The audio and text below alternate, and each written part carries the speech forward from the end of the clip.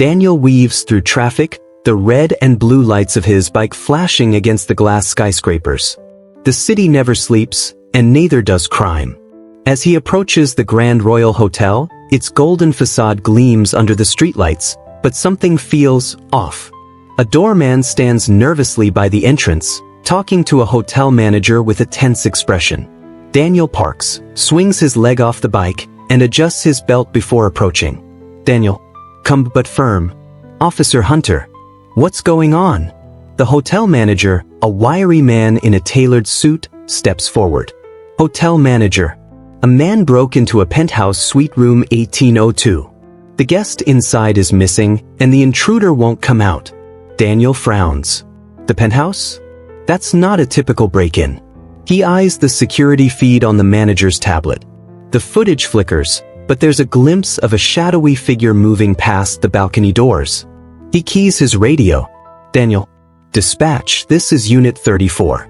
I'm at the scene. Possible hostage situation. Requesting backup. As he waits for a response, a loud crash echoes from the top floor. Daniel doesn't wait, he bolts for the elevator, heart pounding. What he doesn't know is that this isn't just a simple break-in. It's a message.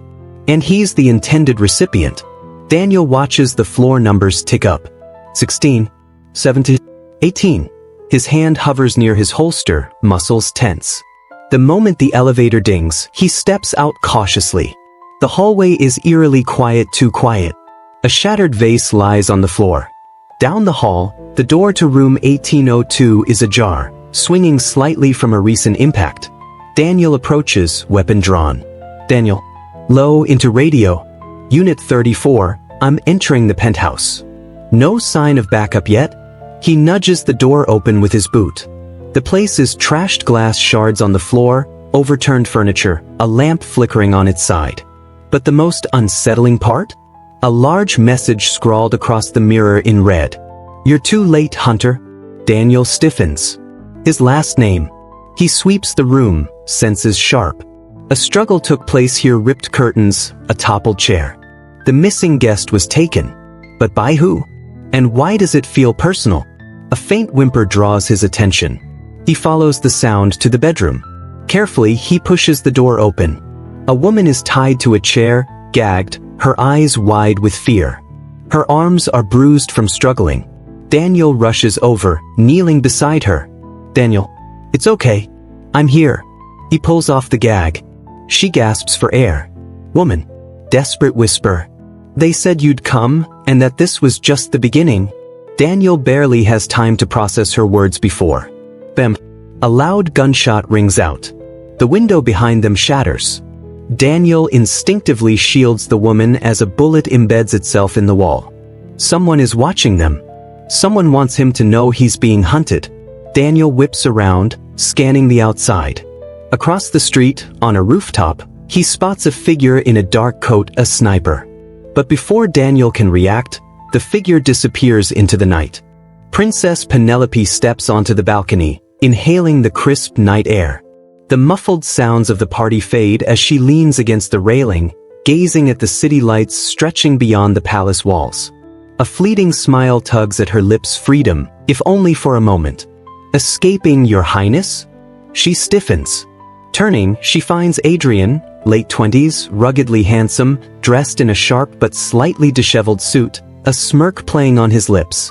His presence is an anomaly. He's not one of the usual dignitaries. Penelope, tilting her head. And who exactly are you? Adrian.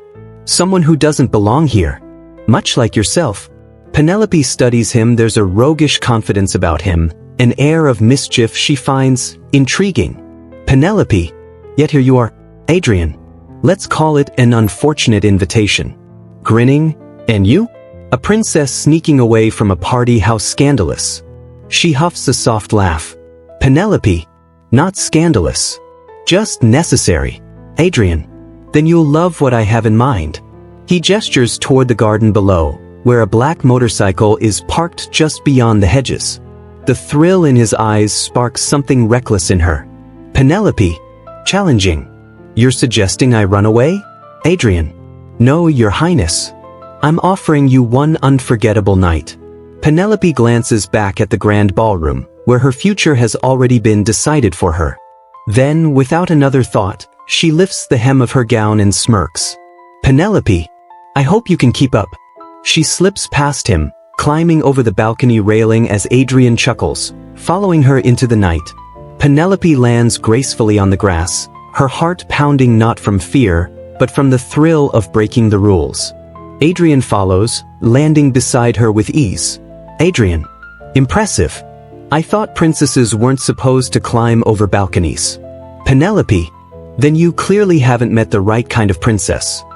He grins, leading her through the neatly trimmed hedges toward the motorcycle. The sleek black machine gleams under the moonlight, an invitation to the unknown. Penelope. I assume you're not an invited guest. Adrian. Let's just say, I prefer events with less champagne and more adrenaline. He tosses her a helmet. She hesitates for only a second before taking it. Penelope. Where are we going? Adrian. That depends. Do you want a night you'll forget by morning, or one you'll never forget? Penelope's pulse quickens. The safe answer would be to return to the ballroom, to dance with dignitaries, to smile politely at a life she never chose. Instead, she straddles the bike behind Adrian, wrapping her arms around his waist. Penelope. Let's find out. Adrian revs the engine. With a roar, they speed off into the night, leaving behind the suffocating world of royalty and duty, at least for a little while. The wind whips through Penelope's hair as they race through the streets, weaving between late-night traffic. Laughter bubbles from her lips, pure, unrestrained joy. They eventually slow down, pulling into a dimly lit alley. Adrian parks the bike outside a small, bustling underground club. The music is raw, electric, so different from the refined orchestra back at the hotel. Penelope. I've never been anywhere like this. Adrian. Then it's about time. He takes her hand, leading her inside. The world she's always known fades behind her. For the first time, she's not Princess Penelope. She's just Penelope. And tonight, anything is possible. Penelope re-enters the lavish ballroom, the golden chandeliers casting a warm glow over the polished marble floor. A string quartet plays softly in the background, but the elegant atmosphere feels suffocating now. Her father, a distinguished man in a tailored suit, spots her from across the room, his expression tight. Father. Low voice from, where have you been? Penelope. Taking a breath of fresh air. Father. You know how this looks, disappearing in the middle of the event. Senator Wexley has been asking about you. Penelope's jaw tightens. Another night, another expectation. Penelope. Let him keep asking. Without waiting for a response, she turns on her heel and heads for the bar. She orders a glass of champagne, but her mind isn't on the drink. It's on the man outside, the way his voice carried authority yet hesitation, the way he looked at her like he saw more than just a spoiled socialite. Daniel leans against his desk, running a hand through his hair. His partner, Detective Carter, a grizzled veteran with a sharp eye, watches him with amusement. Carter. You look like a guy who just walked away from something interesting. Daniel. Just another call. High-end party, minor disturbance. Carter smirks. Carter. And the look on your face has nothing to do with a woman? Daniel exhales, shaking his head. Daniel. People like that? They live in a different world. One I don't belong in. Carter chuckles, slapping a file onto Daniel's desk. Carter. Maybe. But sometimes, those worlds collide. And when they do, things get messy. Daniel stares at the file, but his mind is still on the balcony. On the way, Penelope had looked at him not with entitlement, but curiosity. Like she was searching for something. Maybe she wasn't the only one. Penelope steps outside again, her heels clicking against the pavement. The crisp night air is a relief from the suffocating expectations inside. She wraps her arms around herself, glancing at the entrance where luxury cars line the curb. Then she sees him. Daniel leans against his patrol car, arms crossed, as if debating with himself whether to stay or leave. His eyes flick up as she approaches. Penelope. Softly, almost teasing. Came back for another lecture? Daniel. Didn't think you'd still be here. Penelope. Didn't think I'd take orders well, did you? A small smirk tugs at the corner of his lips, but he quickly suppresses it. Daniel, you shouldn't be wandering around alone. Penelope, and you shouldn't assume I need saving. She steps closer, studying him. His presence is steady, grounded, so unlike the polished, artificial smiles she's used to. There's something about him, something real. Penelope, why'd you really come back? Daniel exhales, glancing toward the flashing city lights in the distance. Daniel, I don't know. Maybe I was curious. Penelope, about what? Daniel, why someone who has everything looks like they want to run? The words hit her harder than she expects. Her carefully built defenses waver for just a second before she exhales, looking away. Penelope, maybe I'm just tired of playing a role. Daniel studies her for a moment, as if deciding whether to press further. Daniel, yeah, I get that. Their eyes meet again this time. A silent understanding passes between them. Two people from different worlds, standing at the edge of something uncertain. A voice from inside the hotel breaks the moment. Father, Heiress. Penelope. She stiffens. Daniel watches as she schools her expression back into polite indifference. Penelope, quietly to Daniel, guess the show must go on. She turns to leave, but before she does, she hesitates. Then, in a bold move, she slips a small card into his hand, a personal number scribbled in ink. In case you ever get curious again. And just like that, she's gone. Daniel looks down at the number, exhaling. Curious indeed. Police precinct night. Daniel sits at his desk, staring at the small card in his hand. Penelope's number. He shouldn't even be considering calling. People like her and people like him don't mix. He knows that. But still, he hasn't thrown it away. Carter, noticing. You keep looking at that like it's a ticking bomb. Daniel sighs, tucking the card into his pocket. Daniel, maybe it is. Carter, rich girl from the Grand Royal? Daniel gives him a look, but Carter just smirks. Come a minute. I saw it the second you walked in. That looked like someone got under your skin. Daniel leans back, exhaling. Daniel, just different. Carter chuckles. Carter, they're always different, until they remember where they belong. Daniel doesn't respond. He should let it go. But something about Penelope lingers. The way she looked at him, not with judgment, but curiosity. Like she saw something in him even he didn't. Penelope stirs her cocktail absent-mindedly, half listening to the conversation around her. A group of socialites chat loudly about their latest trips, their expensive cars, their perfectly curated lives. She doesn't belong here. Not really. Her best friend, Sophia, leans in, lowering her voice. Sophia. Alright, spill. You've been somewhere else all night. Penelope hesitates, then exhales. Penelope. I met someone. Sophia's eyebrows lift. Sophia. Do tell. Penelope. He's not like the usual guys. Sophia leans forward, intrigued. Sophia. Meaning? Penelope. Meaning he doesn't care about money or status. He sees through all of this. Sophia gives her a knowing look. Sophia. And let me guess, that's exactly why you can't stop thinking about him. Penelope smirks, shaking her head. Penelope. It's ridiculous. He's a cop, sophomore. Our worlds don't. Sophia. Oh please. That's exactly why you're interested. You love a little rebellion. Penelope rolls her eyes but doesn't deny it. Sophia, teasing. So, did he call? Penelope hesitates, her fingers brushing the rim of her glass. Penelope. Not yet. Daniel finally pulls out his phone, staring at the number. He shouldn't. But something in him, something reckless, something unlike him, pushes him to dial. The phone rings. Twice. Penelope, OS, teasing. Took you long enough. Daniel exhales, a small smile playing at his lips. Daniel. Yeah, well, I was curious. The pause.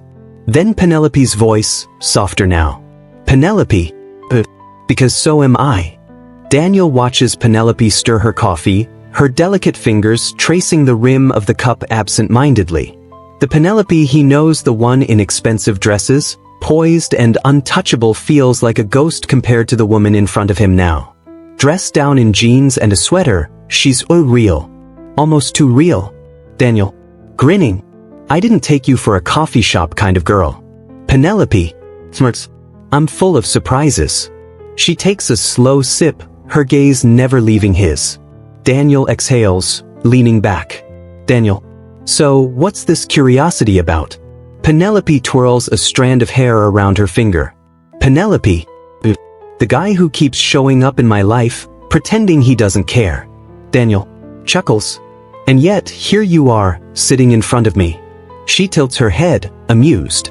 Penelope. Maybe I wanted to see if you're more than just the guy with a badge and a sharp tongue. Daniel studies her for a beat, then leans forward. Daniel. And what if I'm not? Penelope shrugs, a teasing glint in her eye. Penelope. Then I'll be on my way. No harm, no foul.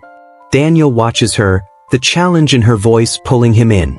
He knows he should walk away. Knows she comes from a world that doesn't mix with his. But that spark between them? It's impossible to ignore. Daniel. You're playing a dangerous game, princess. Penelope. Smirking. Good thing I like danger. The doorbell jingles as a new customer enters, breaking the moment. But the air between them is charged, unspoken words lingering like the steam rising from their cups. Daniel watches Penelope over the rim of his coffee cup, his cop instincts screaming at him. She's trouble. The kind of trouble that comes wrapped in silk and whispers promises you shouldn't believe. Daniel smirks. All right, Prince. Let's cut to the chase. What do you really want? Penelope taps her nails against the table, feigning nonchalance, but there's something in her eyes, something restless. Penelope. Maybe I just wanted to see what normal looks like. Daniel raises an eyebrow. Daniel. Normal? Sitting in a rundown cafe with an off-duty cop who barely shaves on weekends? Penelope chuckles, but it doesn't quite reach her eyes. Penelope.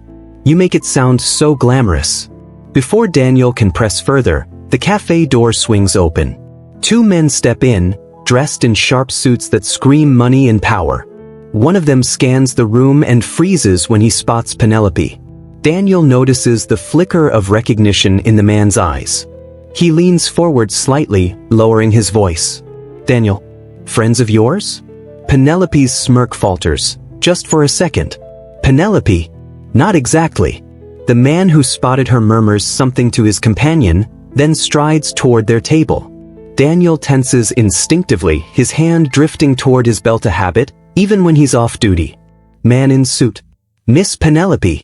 Your father's been looking for you. Penelope's fingers tighten around her coffee cup, but her expression stays cool. Penelope. That's funny. I don't recall leaving a note saying I wanted to be found. The man doesn't flinch. He places a hand on the table, looming over them. Man in suit. Let's not make a scene. Daniel sets his coffee down with deliberate slowness, meeting the man's gaze head-on. Daniel. She's having coffee. Maybe you should come back later. The tension thickens. The second man shifts slightly subtle, but Daniel clocks it. A muscle twitch, the weight on the balls of his feet. He's ready to move. Penelope exhales through her nose. Penelope. To Daniel, soft. I told you. I don't belong in that world. Daniel. Then maybe it's time you stop running and start fighting. She looks at him, something unreadable flickering across her face. Then she stands. Penelope. Let's get out of here. Daniel doesn't hesitate. He throws a few bills on the table and follows her toward the exit. The two men don't stop them. But Daniel knows better. This isn't over. Daniel and Penelope step out into the bustling street, the door to the cafe slamming shut behind them. The cool air hits Daniel's face as they walk briskly down the sidewalk. Penelope's pace is quick, but she doesn't seem panicked. If anything, she looks determined. Daniel glances over at her, the weight of the situation dawning on him. Those men, those suits, they weren't just regular enforcers. This isn't about her just wanting to see what normal looks like. There's more going on. Daniel. So, what's really going on, Penelope? She doesn't answer right away, her eyes scanning the street. For a split second, Daniel thinks she's looking for an escape route, but then she stops abruptly. Penelope. Softly. My father's business isn't exactly legal. Daniel stops beside her, confusion flickering in his eyes. Daniel. What? Penelope exhales, the weight of her words settling in. Penelope, I'm not just some rich girl trying to escape her life. I'm trying to get out of a world that would swallow me whole if I stay. Daniel takes a step closer, the tension rising. He can feel it now, the danger. It's not just about her running from her family. It's bigger than that. Daniel, quietly, you can't run forever. She looks up at him, their eyes locking. Penelope, I don't plan on running forever. I just need some time. Time to figure out how to get out without ending up in pieces. A horn blares in the distance, breaking the moment. Penelope tenses. Penelope, we need to move. Before Daniel can ask what's going on, she grabs his arm and pulls him down an alleyway between two buildings. He stumbles slightly but follows her instinctively. Daniel, what's happening? Penelope doesn't answer. She keeps moving, faster now, until they reach the end of the alley. Daniel hears footsteps behind them. He glances over his shoulder. The two men in suits have followed them, their pace quickening. They're closing in. Daniel, under his breath. Shit. Penelope, urgently, get in the car. Daniel doesn't question her. They make a sharp left, and Penelope leads him to a sleek black car parked around the corner. She doesn't waste time fumbling for keys. She pulls a remote from her pocket, clicks it, and the doors unlock with a soft beep. She slides into the driver's seat, and Daniel follows her, barely managing to get the door closed before the car roars to life. The sound of footsteps grows louder too late. Penelope slams the pedal to the floor, the car surging forward with a burst of speed. Daniel, what the hell was that? Penelope, gripping the wheel. We're being followed. And we're not out of the woods yet. The car weaves through traffic with expert precision, tires squealing on the wet pavement. Daniel looks over at her, seeing a side of her he hasn't before, raw, determined, fearless. Daniel, you're not running this time. Penelope, smirking. I'm not. I'm getting ahead of them. She takes a sharp turn, narrowly avoiding a car coming the other direction, and speeds down an unfamiliar street. Daniel watches the rearview mirror, seeing the two men in suits in a car right behind them. They're persistent. Daniel, how long do we have? Penelope, not long. Daniel looks at her, his heart racing. He can feel the stakes now.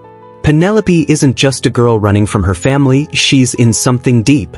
And he's in this with her now. He pulls out his phone, dialing a number without thinking. Daniel, into phone. I need backup. Penelope, eyes focused on the road. You sure you want to get tangled up in this? Daniel, looking at her. You're not alone. The heavy door slams shut behind Penelope, and her father's words hang in the air like an oppressive weight. King Alistair strides toward her, his furrowed brow casting a shadow of authority over the room. King Alistair, voice cold, commanding. You've always been the crown's jewel, Penelope. But now, you've chosen to tarnish that legacy. Penelope's heart races as she tries to stand her ground, the blood rushing to her face. Her father's disdain stings, but she won't let him break her. Penelope, voice shaking. You think you know what's best for me. But I'm not some pawn in your game, father. He loves me. More than you ever did. A sharp silence falls between them. King Alistair takes a slow, deliberate step closer, his voice dangerously low. King Alistair, you call this love? A man who lives in the streets, with nothing to offer but a fleeting moment of passion? You are the future of this kingdom, Penelope. Don't throw it all away for a commoner. Penelope's eyes flare with defiance, the fire inside her sparking. She's heard it all before, but tonight, something inside her is different. She's not a child anymore. Penelope, tears brimming. Maybe I don't want to be your future. Maybe I want my own. King Alistair's face darkens, but before he can speak, the sound of footsteps echoes from the hallway. Servant, off-screen. Urgent whisper. Your Majesty, the prince is here. King Alistair, irritated, dismissive. Send him in. Moments later, a tall figure enters the room. Prince Gideon, Penelope's betrothed, a cold and calculated young man in his early 30s. His eyes are sharp, and though he wears a polite smile, there's no warmth in it. Prince Gideon, looking to Penelope, but focused on her father. Father, King Alistair turns to him, grateful for the interruption. King Alistair, we were just discussing Penelope's choices. Penelope clenches her fists, the pressure mounting inside her. She refuses to let this arranged marriage define her. Penelope, eyes blazing. I don't need a prince who's just a puppet to my father. I need someone who sees me, sees who I really am. Gideon's face tightens, and King Alistair looks between them, a new sense of resolve forming in his eyes. King Alistair, if you think you can run away from your responsibilities, Penelope, think again. This is not just your future at stake. This is the future of this kingdom. Penelope, voice firm. Then I'll leave it all behind. I'll be with the man I love, even if that means leaving everything. King Alistair looks at her, his gaze hard as steel. But behind the mask of a king, there's a flicker of something else, fear. He doesn't know how to stop her anymore. King Alistair, cutting with finality. Then you are no longer my daughter. Penelope's heart breaks at his words, but she stands taller, a resolve stronger than steel in her chest. As she turns toward the door, the heavy weight of her decision settles around her like a cloak. She's ready to face whatever comes next, knowing that love is worth the fight. And with that, she steps into the night, her fate uncertain, but her heart clear. The cold night air wraps around Penelope as she steps through the palace gates. The weight of her father's rejection presses heavily on her chest, but it's the sharp breath of freedom that fills her lungs.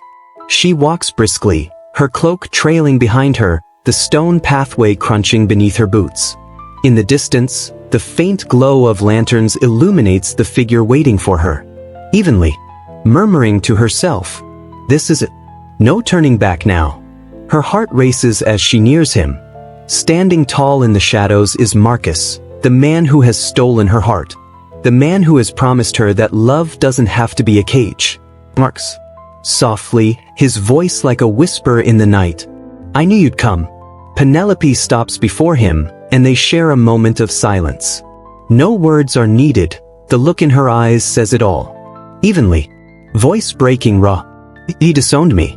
Said I was no longer his daughter." Marcus's gaze hardens, and he steps closer, the protective instinct in him rising. "Marcus." Quiet but determined. "Then he never truly saw you." Penelope reaches out to touch his hand, their fingers brushing, the connection electric. Evenly, tearfully, "I've never felt more alone." Marcus gently wipes a tear from her cheek, his expression tender yet resolute. "Marcus, you're not alone anymore. Not with me."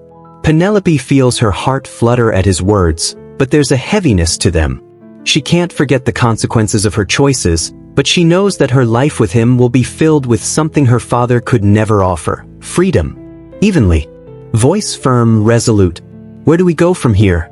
Marcus hesitates for just a moment before taking her hand fully, his grip steady.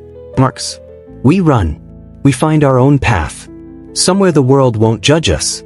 She nods, feeling the weight of the unknown ahead of them. But for the first time in her life, she feels like she's on the right path. Evenly, "What if they come after us?" Marcus meets her gaze, his jaw tightening with determination. "Marcus, they will, but we'll be ready. I've spent enough time in the shadows to know how to disappear. We'll stay ahead of them, together." They turn and begin walking toward the edge of the courtyard, where the horses are waiting. Penelope looks back once, the towering palace behind her symbolizing everything she's leaving behind. Evenly, softly to herself, "Goodbye, father. Goodbye, crown." As they ride into the night, the moonlight reflecting off the darkened road ahead, Penelope feels the weight of her past slipping away. But even as she finds solace in Marcus's arms, she knows that a storm is brewing on the horizon. Her father will not let her go easily, and the kingdom's royal bloodline will stop at nothing to reclaim what they've lost. But Penelope is no longer the helpless princess she once was. She is a woman on her own terms, ready to face whatever challenges come with her new life. Penelope wipes her tear away, her breath shaky. The lights of the city flicker around them, but the cold air between them feels heavy. Daniel steps closer, his voice barely above a whisper. "Daniel," softly, "I never wanted to put you in this position. I don't want to be the reason you suffer." Penelope looks at him, her heart torn. The weight of her father's expectations suffocates her, but her feelings for Daniel run deeper than any obligation. Penelope, voice trembling, "You don't understand, Daniel. My father, he's everything. He built our world, and if I defy him, I lose everything. My future, my name." Daniel, quietly, "And what about your heart, Penelope? What does your heart tell you?" She looks down as though the answer should be obvious, but the reality of it all crashes in waves, drowning her. Penelope whispers, "I don't know if I can do this. I don't know if I can lose him, lose everything." Daniel takes her hand, steadying her. "Daniel, you won't lose yourself. You can still be you, Penelope. You don't have to let him control everything." The wind picks up, swirling leaves around them as if the city itself is alive with uncertainty. Penelope, softly shaking her head, "It's not just my father. It's everything. My entire life." Her voice trails off, and Daniel can see the weight on her shoulders. "Daniel," gently, "then let's change it together. You don't have to do this alone." Penelope's eyes search his, her heart pulling in two directions. Penelope, quietly, "If I choose you, it's not just my father I'll have to face. It's the world. Everything I've known, it will all fall apart." Daniel, firmly, "Let it fall. What matters is what you build after." Her lips tremble as she draws in a deep breath. The night seems to hold its breath, waiting for her decision. Penelope steps back for a moment, as if giving herself space to breathe, her gaze lost in the crowd of strangers walking by. Then she turns back to Daniel, the resolve slowly returning in her eyes. Penelope, with determination, "I'll do it." Daniel, relieved, "Penelope, Penelope," interrupting with a quiet smile, "I'm not running anymore. But I can't do it without you." Daniel takes her hand, pulling her gently into him. "Daniel," softly, "you'll never have to." The weight of their words hangs in the air as they linger in the embrace, the sounds of the city fading into the background. But Penelope knows, deep down, that the hardest part is yet to come. Daniel, gently pulling away, "Tomorrow, we take this one step at a time. We'll figure out a way." Penelope, nodding but unsure, "I hope so. But my father, I don't know if he'll let this go so easily." Daniel, with resolve, "He'll have to. You're not his puppet anymore, Penelope." Penelope smiles, though her eyes are clouded with doubt. She knows Daniel is right, but the thought of defying her father, the one person who's always controlled her life, terrifies her. She glances around the busy street, feeling the weight of every onlooker's gaze. Penelope, quietly, "I wish it were as easy as just walking away." Daniel, gently lifting her chin, "You don't have to do it all at once. We'll take it slow. But you have to promise me one thing, Penelope." Penelope looks up at him, her eyes searching his face. Penelope, softly, "What?" Daniel, earnestly, "Promise me you won't let him break you. Promise me that no matter what happens, you stay strong. For yourself." Her chest tightens at the thought. But there's a flicker of something in her that tells her she's been waiting for this moment her entire life, waiting to choose herself. Penelope, with quiet determination, "I promise." Daniel, smiling softly, "That's all I need to hear." A flicker of headlights catches her eye, and she glances up the street, noticing a black car pulling up. Her breath catches in her throat. Penelope, nervously, "That's him." Daniel follows her gaze, his expression hardening. He knows what's coming. Daniel, quietly, "Stay calm. We can face this together." The car stops and the door swings open. Penelope's father, a tall, imposing figure, steps out. His eyes lock onto hers, cold and unforgiving. And that is, sternly, "Penelope." Penelope stands tall, her heart pounding in her chest. She feels Daniel's hand on her back, a silent reassurance. The moment she's been dreading has finally arrived. Penelope, steadying herself, "Father." Her father's gaze shifts to Daniel, a flicker of recognition and disdain in his eyes. "Artes, I see. So this is the man who's been filling your head with nonsense." Daniel, calmly, "I'm not here to fill anyone's head, Mr. Hayes. I'm just here for Penelope." Penelope feels the tension rising, but she stands her ground, not willing to back down now. Penelope, firmly, this isn't about you, father. This is about me. I've made my choice. Her father's expression darkens, and for a moment, it seems like he might lash out. But instead, he takes a step forward, his voice low and controlled. Heiress, coldly, you're making a mistake. And you'll regret it. Penelope feels the weight of his words, but something inside her shifts. She's not afraid anymore. Not of him. Not of the world. Penelope, softly but firmly, maybe I'm not the one making the mistake.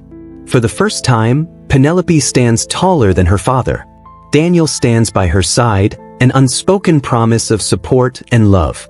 Heiress, with a final, cutting tone, we'll see about that. He turns on his heel, getting back into the car without another word. The vehicle drives away, leaving an eerie silence in its wake. Penelope stands frozen for a moment, her heart racing, but she doesn't feel fear anymore. Daniel, gently, you did it. Penelope looks up at Daniel, a mixture of relief and uncertainty in her eyes. Penelope, softly, it's just the beginning, Daniel. But I'm not turning back. Daniel smiles, taking her hand once again. Daniel, with warmth, and I'll be right here with you. The night air is crisp, the hum of the city around them now feeling more distant than before. The weight of her father's words lingers in Penelope's mind, but Daniel's steady presence beside her helps quell the rising tide of uncertainty. Penelope breathes in deeply, feeling the rush of freedom sweeping through her veins. Penelope, softly, he's right about one thing. I've never done something like this before. I've always followed his rules. But now, Daniel, gently, now, you get to make your own choices. She looks up at him, grateful yet still uncertain. The future ahead feels like an open road, but it's a road she's never traveled before. Penelope, hesitantly, what if I can't do it? What if I'm not strong enough? Daniel, with conviction, you're stronger than you think. And you don't have to do it alone. Her heart swells at his words, but the anxiety still coils tight within her chest. She's faced obstacles before, but this feels different. It feels like everything she's ever known is about to crumble. Penelope, quietly, I don't know what to do next. I don't know where to start. Daniel, smiling softly, one step at a time. That's all we can do. First, we'll get you settled somewhere safe. And then we'll figure out the rest. Penelope nods, though she knows the road ahead will be anything but easy. She doesn't know how long she'll be able to stay out of her father's grasp, or how much longer she can keep running from the life he's planned for her. But as she stands here with Daniel, a tiny seed of hope begins to grow. For the first time in her life, she's making a choice that's all her own. And that makes all the difference. The next morning, they find themselves sitting in a small, modest cafe, tucked away from the world. The sun is just beginning to rise, casting a soft golden glow across the city as they sit in silence, letting the weight of yesterday's confrontation settle. Penelope, sipping her coffee, I'm glad we're away from all the noise. Daniel, nodding, it's easier to think when everything's quiet. She takes another sip, the warmth of the cup grounding her. Penelope, after a long pause, do you think he'll come after me? Daniel, his tone darkening, I'm sure he will. He won't give up easily. But we'll be ready for him. We'll make sure you're protected. Penelope's chest tightens at the thought of her father's relentless pursuit. But she knows, deep down, she can't keep running forever. She'll have to face him on her own terms. Penelope, firmly, I'll face him. I won't hide anymore. Daniel reaches across the table, taking her hand in his. Daniel, smiling, that's the spirit. A fleeting moment of peace settles between them, but the reality of the situation looms. Penelope knows the coming days will be filled with difficult choices, confrontations, and sacrifices. But she also knows that for the first time in her life, she's not alone. She's not just fighting for herself. She's fighting for something more. And no matter what happens, she won't back down. A week later, Penelope receives a letter. It's from her father, as expected. The words are cold, commanding, and laced with anger. You will return to me immediately, Penelope. You've made your choice, but know this. I will not rest until you realize the mistake you've made. Come home, or face the consequences. She stares at the letter, feeling the familiar pang of fear but refusing to let it control her. She crumples the paper in her hands, her eyes burning with determination. Penelope, clenching her fists, he thinks he can control me. But I won't let him. Daniel, softly watching her, you don't have to face this alone, Penelope. We'll find a way to make him understand. Penelope, looking at him resolute, I'm not going back. Not now. Not ever. For the first time, Penelope feels the full weight of the decision she's made. But it's not a weight she wants to escape from. It's a weight she's ready to carry, no matter how heavy. She will face whatever comes next, not just for herself, but for the freedom she's finally claimed. And Daniel will be there, standing by her side, through every trial, every challenge. Together, they will face whatever the world throws their way. Because now, for the first time, Penelope is truly free. The days following the letter were a blur of decisions, fleeting moments of peace, and growing tension.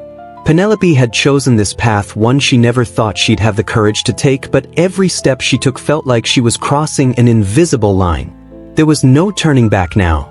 As the sun set on another evening, casting long shadows across their small apartment, Penelope found herself staring out the window, lost in thought. She couldn't escape the feeling that her father was closing in, that it was only a matter of time before he made his next move. Daniel, leaning against the doorframe, you're quiet.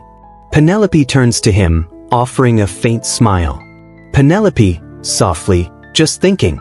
Daniel, walking over to her, gently brushing a strand of hair from her face. I know it's hard, but we're making it through. One day at a time. Penelope nods, but there's still a weight in her chest that she can't shake. No matter how strong she tries to be, she knows that her father's grip on her life isn't easily severed. She knows he's already making plans to find her, to bring her back into his world. Penelope, quietly, what if he does find me? What if he forces me to go back? Daniel, serious, his hand resting gently on her shoulder, we won't let that happen. We'll make sure you're safe, Penelope. He may think he can control you, but he doesn't know you like I do. Penelope meets his gaze, searching his eyes for reassurance. His words are a balm to her aching soul, but the fear still lingers. Penelope, sighing, I don't know how long we can keep this up. Daniel, holding her gaze, unwavering, as long as it takes. We'll fight for you, Penelope. I will fight for you. She inhales deeply, taking in the strength in his voice. It's the first time in a long while that she's felt something that isn't fear or anxiety. It's the strength to keep moving forward, even when the path ahead is uncertain. The next morning, Penelope receives another message, but this time, it's not a letter. It's a phone call. She recognizes the number instantly, her stomach dropping. Penelope, her father's voice echoes coldly through the line. I'm giving you one last chance to come home. Don't make me come after you. Her hand trembles as she holds the phone to her ear. For a brief moment, panic surges through her, but she forces herself to steady her breath. She can't give in. Not now. Not ever again. Penelope, her voice firm, though her heart pounds, I'm not coming back, father. I've made my choice. There's a long pause on the other end, and then his voice returns, colder than before. He's, in a low, menacing tone, you will regret this, Penelope. I will make sure of it. Penelope's hand tightens around the phone, but she doesn't flinch. She's not the same girl who once cowered under his gaze. She's stronger now. And she refuses to go back to the life he wants for her. Penelope, steadily, I won't regret it. And I won't let you control me anymore. The call ends with the harsh click of a disconnect, leaving a chilling silence behind. Penelope stands frozen, her heart racing as the reality of the situation sinks in. Her father's wrath will be relentless, she knows that. But she also knows, without a doubt, that she won't let it break her. Not again. Daniel, walking over to her, you okay? Penelope turns to him, the fear still present, but there's something else now. A spark of defiance, of power that she hasn't felt before. Penelope, nodding, I'm fine. But we need to prepare. Daniel, nodding in agreement, we will. We'll figure out a plan. And we won't back down. Penelope's resolve hardens, and for the first time in her life, she feels like she's truly in control of her own fate. She won't let her father's threats dictate her future. No matter what it takes, she's going to keep moving forward.